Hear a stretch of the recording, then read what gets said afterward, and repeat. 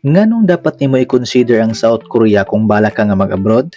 Ato nang isgutan karon. Para sa mga nagplano nga mag-Korea, dapat kahibalo ka ni para motivated jud ka nga makapasar o makaabot diri ah. Atong simplihan wala na intro ni. Kung inline worker ka, ang employment period mahimong moabot og 4 ka tuig and 10 months. Kay ang una nimong perma sa imong kontrata is 3 years, then kung ganahan pa si sadyang name or imong employer, papirmahon pa kaniya og 1 year and 10 months.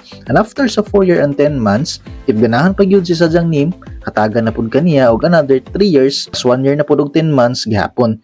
So mo exit lang ka bali ana sa Pinas og 3 months, then balik na pud ka sa South Korea para magtrabaho sa same nga company. Pero wait, there's more. Ug mao ni ang pinaka-exciting part nga daghan kayong nag-imbesyon nga mag-Korea. Kay kabalo ba ka nga pagkahuman sa imong isa ka kontrata katong 4 years and 10 months naa kay madawat nga back pay, Wigicom or severance pay, plus Cookmin or national pension, plus Samsung insurance. Basta kung imo siyang itotal, mukabot siya 1 million pesos plus minus, depende sa sweldo nimo nga madawat kada bulan kung ang imong kumpanya daghay OT or hinay ba. Yes, sakto ang imong nadungog 1 million sa peso. Ang kadang 1 million sa peso, isa ra na siya ka kontrata. Unya, og pabalikon pa ka sa imong amo, syempre another na po na siya nga 4 years and 10 months, but pasabot, another na po na siya nga 1 million pesos. O diba? Mao na siya benefits diri sa South Korea. Maunang daghan na gyud ubay na gyud ang nagambisyon nga makaanhi diri sa South Korea. Kay kabalo ka mga bay, kana atong giistoryahan mga bay, wala pa nilabot sa imong personal savings nga gikan sa imong sweldo. Subot pasabot mga bay, magtigom ka og sa dili kung makasurvive lang ka sa imong kontrata, matik milyonaryo kapag uli. Pero imposible pud kayo mga bay kung dili ka makatigom masin ginagmay, kay bisan pag mahal ang mga panaliton pero halos libre manggod ang balay og kaon diri sa South Korea. Maskin mahal ang pamaliton mga bay, makatigom-tigom gyud gihapon ka. Tinuod nga medyo mahal ang pamaliton diri or kanang way of living diri ba or cost of living. Medyo mahal mga bay, pero pinaka-minus nga limpyo nila diri mga bay is 60,000. Kaya nakoy nadungog nakita nga nag-vlog nga 60,000 ang iyang limpyo, pero hinay na kay na imong kumpanya ana mga bay. Pero naay uban mga bay nga grabe ka kusog kaayo, maabot sila 150k mga bay. Kana atong gisgutan mga bay, limpyo na mga bay ha.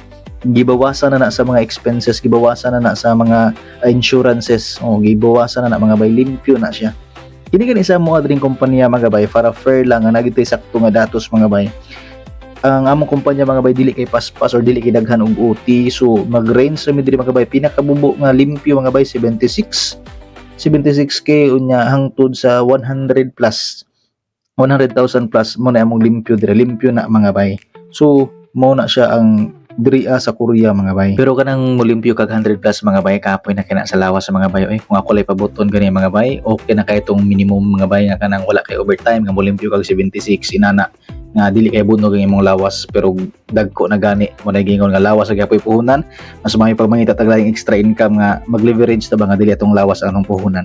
But anyway mga bay, ako ning gidetalye ang mga amount ug mga figure mga bay, dili para manghinambog kun dili para magpursige ka nga makaabot ka diri sa South Korea. Kay sa una samtang ako ang nag-eskwela, mao punay gihimo na kong motivation nga makaabot ko diri kay nga anak ko ba nga dapat 5 years to 10 years na gid maabot, nagi kausaban ba, kaya aron dili sad masayang ang ato ang pag-abroad.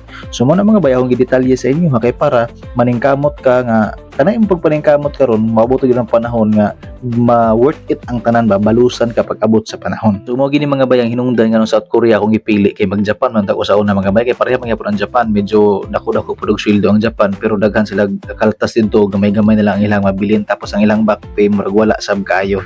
So mo na ang hinungdan nga nako sa South Korea karon mga bay. So mo nang mao nga ikaw gusto ka nga mo abroad, sulay ang South Korea. Kaya ako sa una ni suway ra man sab ko diri, pero karon 1 year na ko kapin mga bay. So mga bay, hinaot nga makapadasig ni kaninyo aron mas magtuon pa mo maningkamot para sa inyong future. Taas man ang proseso pero worth it kayo. This is Rico, kanunay mag-ingon, padayon ba yung ang Diyos magpanalangin kanatong tanan.